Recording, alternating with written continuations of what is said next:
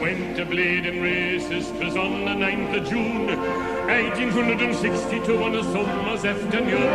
I took the bus to Banbury's and she was heavy laden. Away we went along Collingwood Street, that's on the road to bleeding.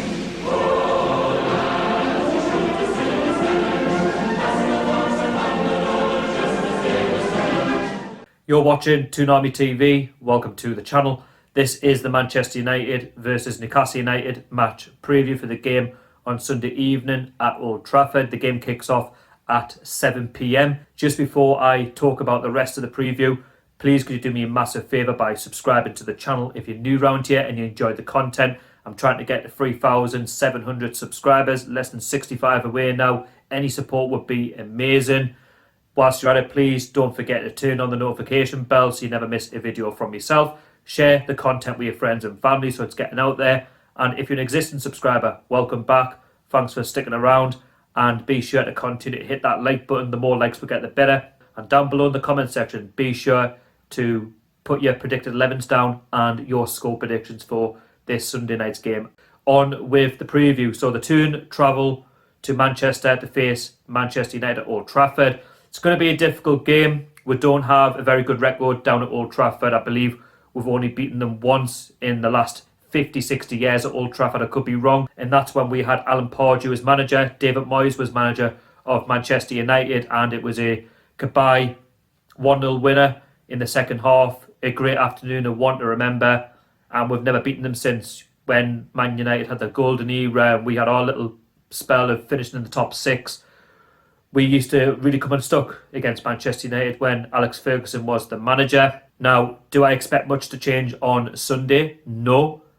Why? Because we're in a relegation battle and we're in a rotten moment in terms of the top, the manager and the players not really being united. For me, it's not something that's just come around in recent weeks that we're in a relegation battle. I've been saying it for months, and with Steve Bruce as manager, I've said all along, he's simply not good enough to manage his football club.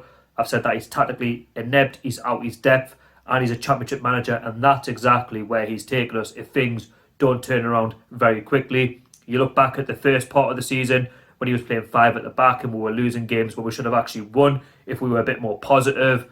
And he's brought Graham Jones in, who we've looked okay, that's about it, but we've still had moments where we're switching off and we're not really going for games anymore, and it's become a real concern. You look back at our previous game against Chelsea, we lost 2-0 at Stamford Bridge. Granted, Chelsea are a good side. We're not expected to win the game. I wasn't expecting the 3 points. A draw, to be realistic. From the very get-go, it was a first half defensive clusterfuck all over the place.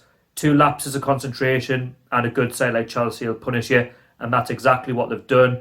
First half, the game was finished. Chelsea had the game wrapped up. We just did not look like getting back into that game. Second half, well, it was slightly better, but not much more better than the first half. We couldn't have been any worse in the second half than we were in the first half. Chelsea, if they went up a gear, they could have won the game 4, 5, 6, 7-0. They were that good on the night. Steve Bruce said in his post-match press conference, which I found really hilarious, that the game was excellent in the second half. No, it wasn't. The game was not anywhere near the levels of Newcastle United Football Club. The players looked lost. You went 4-2-3-1, granted, okay, but it wasn't 4-2-3-1 in the game. It was something like 6 or 7 at the back. The players just looked lost. Lack of ideas, no energy, no mentality to go for the game. There was just nothing there. The attitude was all wrong. And you had players played out of position. For example, Dwight Gale, who was meant to be the Callum Wilson replacement, he was getting played out on the right-hand side, crossing balls into the box to absolutely no one. And that was the nature of the whole game, of the way we went about it. You know, we barely threatened them. Second half, yes, we had a few tame efforts. One save for Kepa to make, which, let's be honest, he made a bit of a meal of. Yeah, Chelsea were, like I say, full value for the points. And when you're playing Joe Linton, who barely offers anything, and you wonder where your focal point was that game, you're not going to win a match. It's as simple as that. It's something has to change at Old Trafford. Otherwise, we're going to face the same consequences, and that will be another defeat. I am worried because Fulham, right now, they are 6 points behind us as I speak. They do take on Sheffield United on Saturday evening before we take on Manchester United, so that gap could be cut to 3. I do expect them to win that game. Sheffield United at bottom. Yes, they've had an upturn in form, but I do expect Fulham to take the 3 points. In terms of ourselves, well, you just wonder where the next win is coming from. And I wouldn't be surprised in the coming weeks if we're in that relegation zone. It's becoming a real reality. If we lose against Manchester United and Fulham win, change has to be made. But then again, you ask the question, is it too late with 13 games remaining? Well, we've done it before, but we need a manager in now who's going to get the best out of this lot, because I'm looking at our squad and I feel like, yes, we're a decent side, but there's individuals there that are just not performing. Something has to give now. We have to try and test it. That's the way I see it. And we're taking on a Manchester United side who, can we take advantage of their situation being in the Europa League? You know, they're taking on Real Sociedad and they may be tired on Sunday, but that for me will not be an excuse to them. They'll want to get the 3 points because in the league they've been very hit and miss. The last 3 Premier League games have actually drawn against the likes of West Brom 1-1, where they should really have got the 3 points against a struggling side. They had chances to try and get the lead and they didn't. They've drawn 3-3 against Everton in a game which they were in full control of. They lost it at the very last kick of the game. So Manchester United, yes, they're there to be got at, and we need to try and take advantage of that and what they've done, you know, in midweek. But at the end of the day, you just wonder, you know, where the next flick of energy is going to come from for any of these players. Like, I just don't see anything. I don't see like a real togetherness with the squad anymore. I feel like, you know, you look at the captain when we go 2-0 down against Chelsea, his head's down, rather than cheer up the lads and say, right, okay, we're going to try and get back into the game and make a game of it. Nah, there was just out there. And that's what really cost me. You know, when your captain's head's down, then who's the team going to feed off? You got John Shelby, vice captain. For me, he's no captain. The real captain of this football club, right, for me, is Isaac Hayden. He's the real captain, not them two. I'd be glad if we can get rid of some of these players in the summer, because some of them, for me, just simply haven't been good enough. I look at Manchester United's quality on Sunday. They're going to be a real threat, especially up front. You've got Martial, who, let's be honest, the way we've been playing defensively, he's going to have a field day if he's given the service. You look at Rashford on that left-hand side, the way he'll cut in. He's going to cause Kraft a nightmare. He was awful against Chelsea, and he's not been a great signing either. He just doesn't really look up to Premier League level. If he performs the same way on Sunday, then for me, he's going to get ripped to shreds. And I do fear that it's going to knock his confidence even more. I look at Bruno Fernandes, probably the best player at Manchester United. He's really, changed their fortunes over the past year.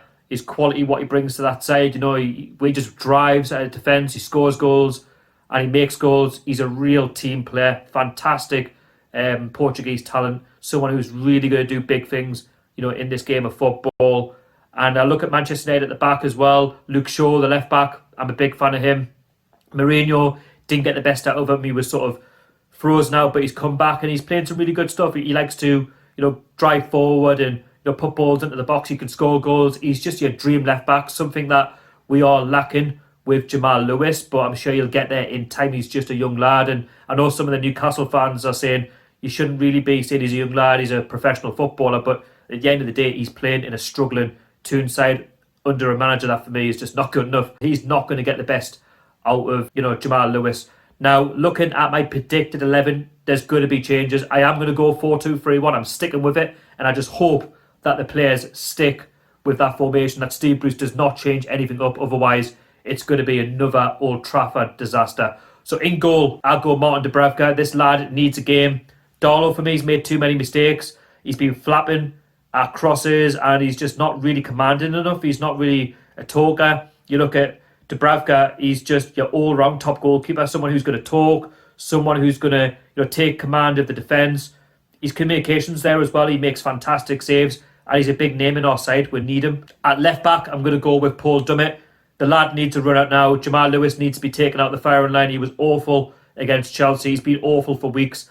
I believe he's a good player, but I look at Paul Dummett. We're going to be defending a lot in this game, and he's not someone who's going to go beyond the halfway line, but he's definitely going to do the business in defence. He'll put his body on the line, and he'll make sure that the defence is communicating with him and that he's not scared to clear his lines. He's not like Jamal Lewis, takes about 1,500 touches and loses the ball.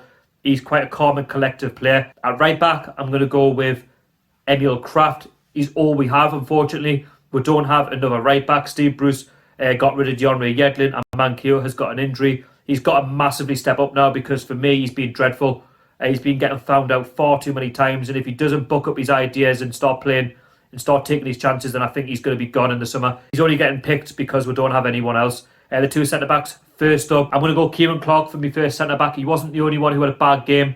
There was plenty of others who had a bad game as well, but we need to see the Kieran Clark that we've been seeing in recent weeks before Chelsea. Alongside him, Captain Jamal Lascelles. For me, he's got to have a better game. I want to see some more communication. I want to see some more, the Jamal Lascelles that we've seen of old. Someone who's going to really, bark out instructions to the midfield to really push up rather than just, when we go 1-0 down, head down and not really being a captain. You need to lead by example. You're the captain of Newcastle United Football Club.